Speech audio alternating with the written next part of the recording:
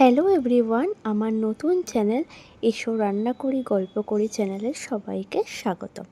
তো আজকে first time আমি একটা নতুন রেসিপি নিয়ে চলে এসেছি, মুরগির পাতলা ঝোল। তো দেখে নাও, প্রথমেই আমি উপকরণগুলো দেখিয়ে দিচ্ছি। এখানে আছে মাংস, আর আছে তোমার আদা রসুন বাটা, পেঁয়াজ বাটা, জিরে বাটা, ধনে বাটা, টমেটো কুচি, পেঁয়াজ কুচি, কাঁচা লঙ্কা, পেঁয়াজ বাটা। তো সমস্ত মিশ্রণগুলোকে আমি ভালোভাবে দিয়ে একসাথে মাখিয়ে নেব। তো চলো, আমি এখানে টমেটো, পেঁয়াজ কুচি সবগুলোই দিয়ে দিলাম। এখানে আমি একদম ঘরোয়া পদ্ধতিতে পাতলা মুরগির মাংসের ঝোল দেখাচ্ছি। তো আর একটু এতে সর্ষের তেল আমি দিয়ে দিলাম। সমস্ত কিছু দিয়ে আমি ভালোভাবে মিশ্রণ করে নিলাম।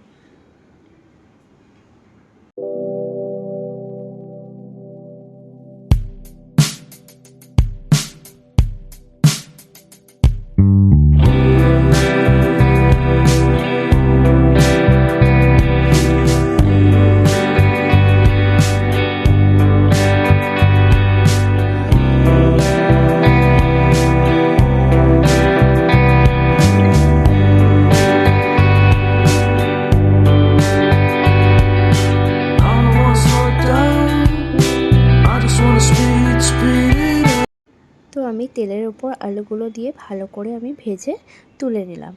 এরপর আমি একে একে তেলের উপর গরম মশলা ফোড়ন দিয়ে দেব। তাতে ছিল শুকনো লঙ্কা, তেজপাতা, এলাচ, লবঙ্গ, দারচিনি। এগুলো আমি গোটাই ফোড়নে দিয়ে দিলাম। একদম সাবেকিয়ানা যেহেতু মুরগির মাংসের ঝোল, তো এখানে আমি আলাদা করে কিছুই করব না।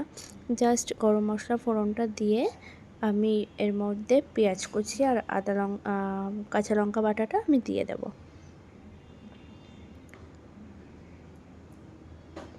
তো আর রান্না করতে করতে তোমরা একটু বলো তো আমার চ্যানেলের নামটা কেমন হয়েছে। শুধু রান্না করব তাই হয়? তো ভাবলাম তোমাদের সাথে গল্প করতে করতে রান্না করি। এটা ভাবতে ভাবতেই আমি মানে কি রান্নার চ্যানেলের নামটা দেব, তো হঠাৎ করে আমার মাথায় চলে আসলো এসো রান্না করি গল্প করি। মানে কি, রান্না করতে করতে তোমাদের সাথে একটু গল্পও করে নিই।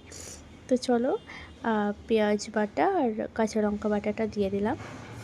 এখানে কাঁচা লঙ্কাটা আমার লাল রং হয়ে গিয়েছে, এই জন্য লাল কালার দেখাচ্ছে, কিন্তু এটা আসলেই কাঁচা লঙ্কা বাটা আর পেঁয়াজ বাটা। আমি কোনো আলাদা করে গুঁড়ো লঙ্কা ব্যবহার করিনি। তো এখানে জিরার গুঁড়ো, ধনের গুঁড়ো আমি বাটা দিয়েছি, কাঁচা জিরে বাটা, ধনে বাটা দিয়েছি। আর মেয়ের শরীরটাও ভালো নেই, কাল থেকে খুবই জ্বর। তো এই জন্যই ভাবলাম কি নর্মালভাবেই করি, তাতে ওরও একটু মুখের স্বাদের পরিবর্তন আনতে হবে, তো তাই জন্য। সকালবেলাটা না খুব সুন্দর ঠান্ডা ঠান্ডা হাওয়া দিচ্ছিল, বৃষ্টির ওয়েদার, আর জানালার ধারে রান্না করতে ভীষণ ভালো লাগছিল। তো চলো, এরপর আমার ম্যারিনেট করা মাংসটা আস্তে আস্তে কড়াইতে দিয়ে দিই।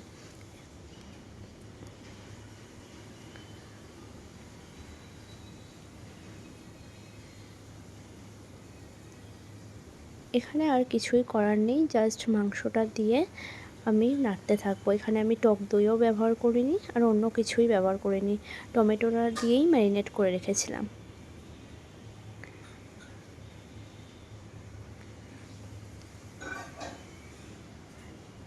আমার চ্যানেলের এটা ফার্স্ট ভিডিও, তো তোমরা সবাই একটু বলো, কমেন্টস করো, তাহলে ভালো লাগবে, তাহলে আরও এগিয়ে যেতে উৎসাহ বাড়বে।